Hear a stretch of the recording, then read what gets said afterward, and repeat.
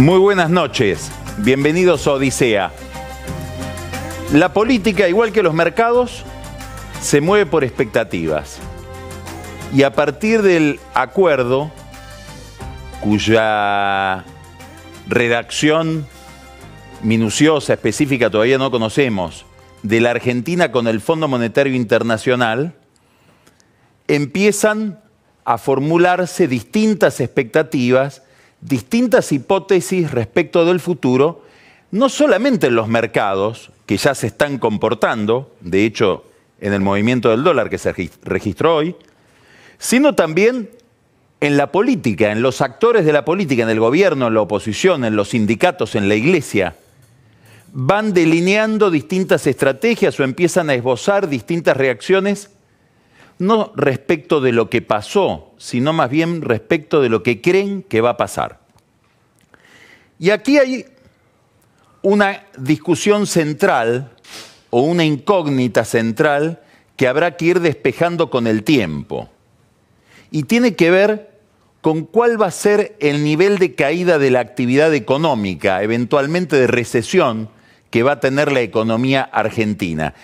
Y ligado a este fenómeno, otro que tiene que ver también con el malestar social, y es cuál va a ser el comportamiento del salario real.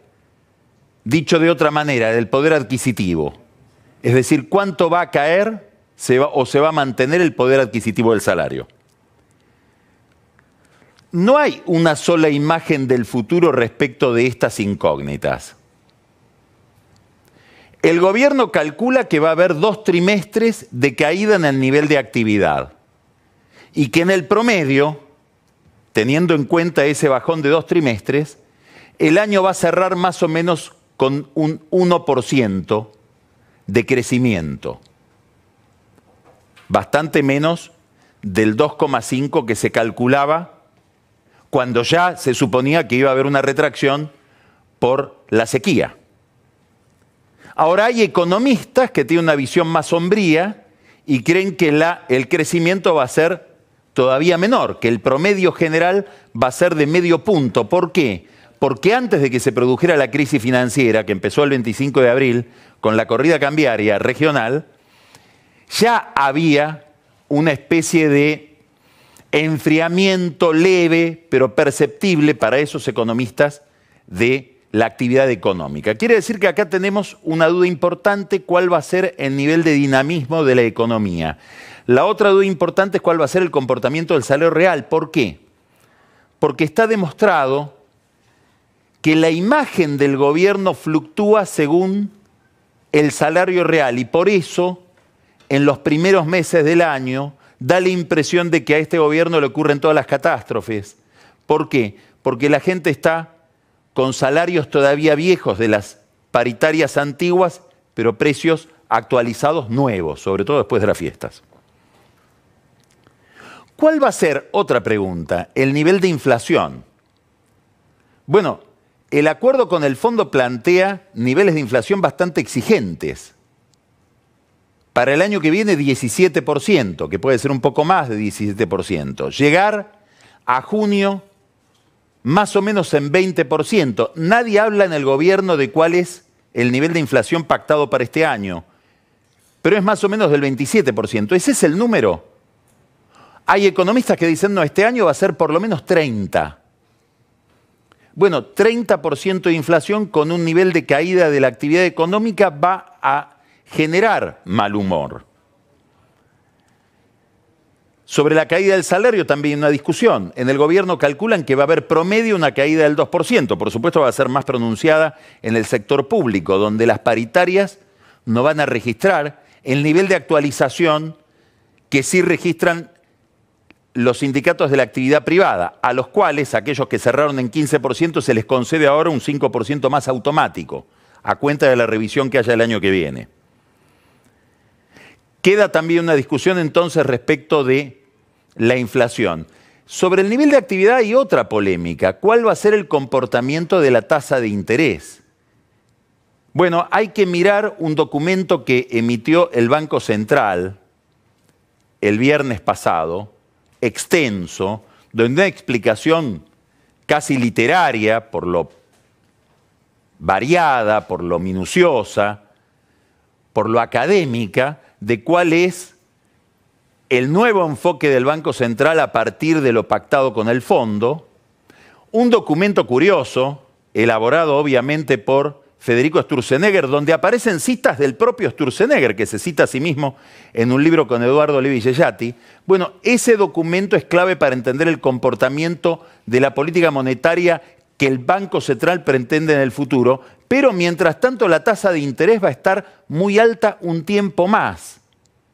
¿Por qué? Porque el Banco Central y probablemente el Fondo no se animan a una baja de la tasa de interés con un mercado de cambios muy inestable. Dicho sea de paso, el peso se sigue devaluando aún después del acuerdo con el Fondo y con una tasa de interés del 40%. Importantísimo el dato. ¿Por qué? Porque tradicionalmente el gobierno miraba, como les decía, el comportamiento de la imagen de Macri ligado en una correlación casi directa de la mano con el comportamiento del salario real. Pero durante la crisis empezó a evidenciarse que la imagen de Macri cae con la caída del peso y se estabiliza en la medida en que no haya movimientos en el mercado cambiario. Hoy debe haber sido un día de preocupación dentro de la Casa Rosada. ¿Por qué? Porque el dólar sigue moviéndose hacia arriba, a pesar, como decíamos, del acuerdo con el Fondo. Quiere decir que estamos en un contexto de mucha incertidumbre, probablemente porque no se conoce la letra chica del acuerdo y porque el gobierno en este acuerdo se ha propuesto, como hace desde hace tiempo ya, varios objetivos que están en tensión entre sí. Bajar la inflación, mantener el crecimiento, no deteriorar el salario real. Bueno, algo habrá que sacrificar. No se sabe muy bien qué es lo que van a sacrificar. Si uno cree que el pasado es predictivo, habrá que volver a diciembre y ver cómo en diciembre el Banco Central tuvo que resignar metas de inflación en homenaje al nivel de actividad económica. ¿Va a suceder eso en el futuro? Eso lo dirá la política. Mientras tanto, con arreglo a estas hipótesis de cómo se va a comportar la economía y sobre todo, insisto, cuál va a ser el nivel de deterioro de la actividad económica y el nivel de mal humor social, se van alineando los distintos actores. El primero de todos, Moyano, que ratificó su paro de camioneros para este jueves.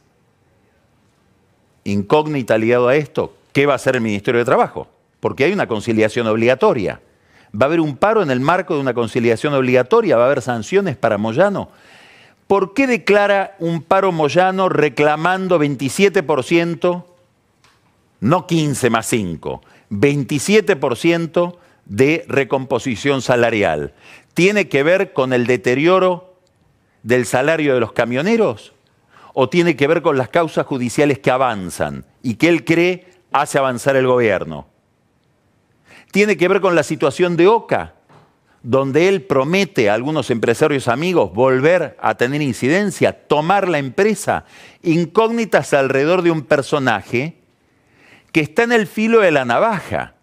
¿Por qué? Y porque Moyano apuesta a que si la situación económica y sobre todo social se deteriora, él va a adquirir con sus reclamos una nueva legitimidad o una legitimidad perdida y hasta podría convertirse en simpático para otros actores de la vida pública, sobre todo para algunos sectores del peronismo. Mientras tanto, pareciera que desde Roma alguien, obviamente Francisco, mira la escena. Los movimientos sociales empiezan a volverse más exigentes.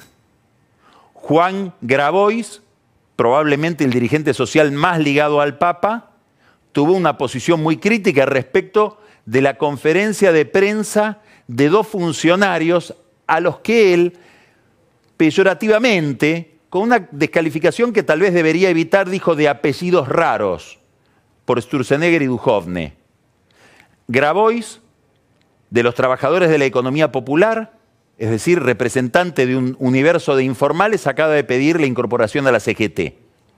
La Iglesia, más activa, claro, también mira el debate sobre el aborto, y un episcopado mucho más alineado con la demanda social que el que había el año pasado. Todo esto organizado por el Papa. Y una convergencia buscada desde hace meses, pero ahora mucho más evidente, entre sectores del episcopado, sectores de la Curia de Roma, Moyano, Gustavo Vera, los que algunos funcionarios del gobierno llaman el partido del Papa, al que asiste Marcelo Sánchez Orondo, canciller de la Academia Pontificia de la Ciencia, que viaja con mucha frecuencia desde Roma a Buenos Aires. Imposible que el Papa no esté al tanto de esos viajes y de esta convergencia entre los Moyano, Vera, determinados sindicalistas del sector público y un prelado tan importante como Sánchez Orondo.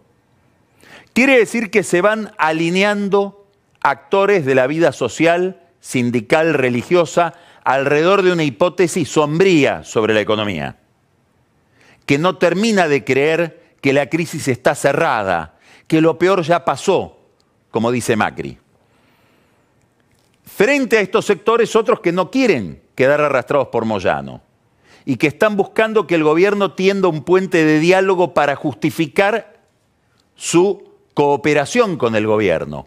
Ahí hay sindicalistas como Gerardo Martínez, como Mr. Cloro, José Luis Lingeri, siempre ligado al gobierno, a todos los gobiernos, que están buscando tender un puente con la Unión Industrial, con la Cámara Argentina de la Construcción, con la Cámara Argentina de Comercio, para tender una mesa o servir una mesa de diálogo social con independencia de que el gobierno no la convoque. Distintos alineamientos con distintas hipótesis respecto de lo que va a pasar. Esto es visiones del futuro, expectativas sobre el comportamiento de la economía y comportamiento político de actores sociales importantes. Por otro lado está el acuerdo mismo con el fondo y lo que tendrá que hacer el gobierno para ir gestionando ese acuerdo. Un gran capítulo, la reducción del déficit fiscal, el ajuste fiscal. Va a haber un decreto que seguramente se conocerá en los próximos días, tal vez el jueves, con un gran recorte del gasto público. Algunos funcionarios creen que va a llegar hasta 7.000 millones de pesos. Ahí hay que mirar un detalle. Los sueldos de determinados funcionarios. Hay muchos funcionarios del sector público que cobran más que el presidente. ¿Van a seguir cobrando más que el presidente o se les va a recortar el salario? ¿Lo van a hacer voluntariamente o van a esperar a que se los corten manu militari desde Hacienda? Signo de interrogación sobre un decreto de recorte de gastos que se va a conocer, como les decía, en los próximos días, antes del viernes. Después hay el verdadero recorte, que tiene que ver con la expectativa del gobierno de producir un ahorro de 130.000 millones de pesos. Eso es imposible sin el peronismo. ¿Por qué? Porque hay que hablar con las provincias. Estamos hablando de una cantidad de programas que se ejecutan en las provincias, pero que los desarrolla el gobierno nacional. ¿El gobierno se va a desprender de estos programas? Es decir, programas de asistencia social, de asistencia educativa, de salud, competencias que en general son provinciales, pero que el kirchnerismo empezó a generar en la administración central para poder hacer política desde el Estado Nacional en las provincias. El gobierno no los quiere seguir ejecutando. ¿Se los va a pasar a las provincias? ¿Las provincias van a admitir que les transfieran esos programas sin los recursos? Bueno, va a haber una gran discusión sobre esto. El gobierno nacional llega a esa discusión con un argumento. Ustedes, los gobernadores, que en la mayoría de los casos son peronistas, por obra del ascenso de la recaudación, de la mejora de la recaudación, que en parte tiene que ver con una mejora en el nivel de actividad, pero en parte tiene que ver con la inflación, están cobrando, están recibiendo coparticipación como nunca la recibieron desde la década del 90, también porque la Corte le restituyó 15% de esa coparticipación. Bueno, ¿no estarían dispuestos a hacer un sacrificio de renunciar a algunos aportes o transferencias no automáticas que les realiza el gobierno nacional, ya que están recibiendo un ingreso superior al previsto por la mayor coparticipación. De esto se va a discutir con los gobernadores, va a discutir el gobierno central con los gobernadores seguramente en las próximas semanas. Y ahí va a haber un club de gobernadores que serán los primeros convocados. Bordet de Entre Ríos, Mansur, Tucumán, Uñac de San Juan, seguramente Schiaretti, Córdoba, Urtubey, Salta. Va a haber un club con el que primero se va a aproximar la Casa Rosada para empezar a hablar de estos números. Pero el problema no está en las provincias. El problema está en el Congreso. Y no tanto en el Senado, sino más bien en la Cámara de Diputados. ¿Por qué? Porque la discusión fiscal, para cumplir con el fondo, va a pasar por el presupuesto. Y el presupuesto empieza a tratarse en la Cámara de Diputados. Y ahí no alcanza a hablar con gobernadores, siempre y cuando los gobernadores tengan atada la conducta de sus diputados, cosa que en el caso de las tarifas se demostró que no era tan automático. Ahí el gobierno va a tener que hablar con Massa, mal que le pese a Mauricio Macri. Ya hay puentes con Massa. Massa tiene dos amigos en Cambiemos de cuando eran chicos: Horacio Rodríguez Larreta, María Eugenia Vidal. Horacio Rodríguez Larreta y María Eugenia Vidal son hoy dos operadores ocultos de la Casa Rosada dentro del peronismo. También se reunieron la semana pasada con Miguel Pichetto. Trabajan en consonancia con alguien más lejano al peronismo, como es Marcos Peña. Van a lograr, Rodríguez Larreta y Vidal, que Massa adopte, él y sus diputados en la Cámara de Diputados, una actitud más cooperativa con el gobierno nacional. Esta es una incógnita importante. ¿Por qué? Porque el gobierno necesita 40 diputados peronistas para aprobar un presupuesto con recortes. Esto es lo que tiene que acordar con los gobernadores, es lo que tiene que acordar con Massa. Claro, ¿qué van a pedir los peronistas? Que se ajuste el gobierno. Por ejemplo, que achique la cantidad de ministerios. Una discusión que está dada dentro del gabinete. Y no solo dentro del gabinete, yo diría dentro de la mesa política de Cambiemos, que está integrada por gente que no está en el gabinete. Como por ejemplo, uno de ellos, del que vamos a hablar después, seguramente porque creo que Carola trae algunas novedades en el whisky, Nicolás Caputo. El otro yo del presidente, su antiguo socio, que reapareció por Buenos Aires mucho más de lo que solía, para poner un poco de orden en el gabinete como si faltara orden. Aparentemente Caputo dijo: es imposible manejar un gobierno como una empresa con 22 gerencias. Estaba hablando de los ministerios. Dentro del gobierno hay mucha gente que piensa así, que habría que reestructurar toda la administración siguiendo criterios más modernos de administración. Por ejemplo, ¿tiene sentido que cada ministerio tenga una política de personal? ¿Una política de compras? ¿O debería todo eso concentrarse y los ministerios ser oficinas solamente de gestión sectorial? Macri no quiere ni escuchar hablar de esto. Le molesta mucho que intervengan sobre el diseño de su equipo. Dice: estas son discusiones que escucho por las radios de los que me quieren armar un seleccionado porque no quieren hablar de lo que verdaderamente importa, que es la reducción del gasto. Bueno, pero probablemente se reduciría algo importante del gasto si se achicara la estructura del Estado, sobre todo de la administración central. Todos quieren hacer esto dentro del gobierno, menos Macri.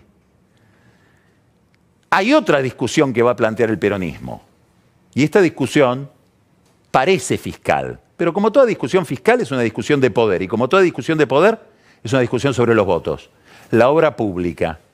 Muchos gobernadores dicen: llegamos a Aeroparque, vamos hasta el hotel o nuestro departamento en el centro y vemos que Larreta dio vuelta a la ciudad. ¿Nos van a pedir un ajuste a nosotros? ¿Por qué no le piden un ajuste a Larreta? ¿Qué va a pasar con las obras de saneamiento en la provincia de Buenos Aires, en el conurbano?